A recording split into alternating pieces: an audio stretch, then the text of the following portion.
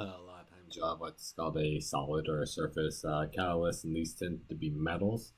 And what happens on the metal is that gases can collect on that metal, and that gives them a way to be stable in a different way. So, the example that's written up above, you have hydrogen, and when you get it onto the metal, it can actually be stable as an H atom because there's electrons to share with that metal.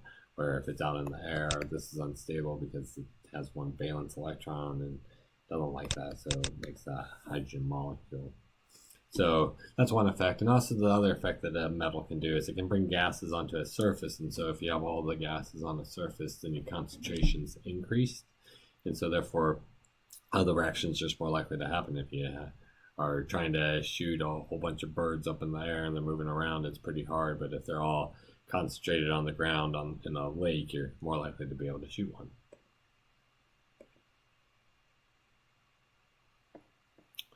So as I said, when a gas forms on a metal, it can be more stable as the atom than what it was before. So you got your hydrogen atoms that are free to move, you have your nitrogen atoms that are free to move, and then when they join up together in H3, they're stable and they're able to move off on their own.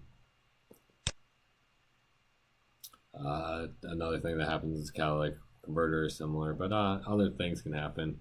The hydrogen gets on the surface as a molecule, it breaks up into the hydrogen atoms, it's able to move along and meet up with other elements and become stable. So that's how surfaces can be used. And also sometimes a surface can arrange a particle in such a way that the reactive side is out, and so then that side is the only side that can be seen. So if it gets hit, it's definitely going to have a reaction, where if it's a gas, it could get hit on any side.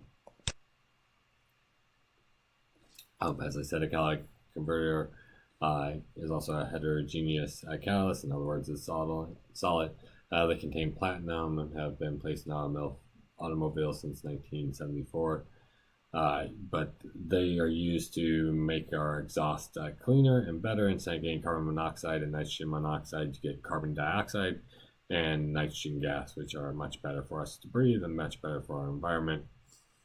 And so the other thing you may learn is that catalytic converters sometimes get stolen because they're made out of platinum, which is kind of expensive. So.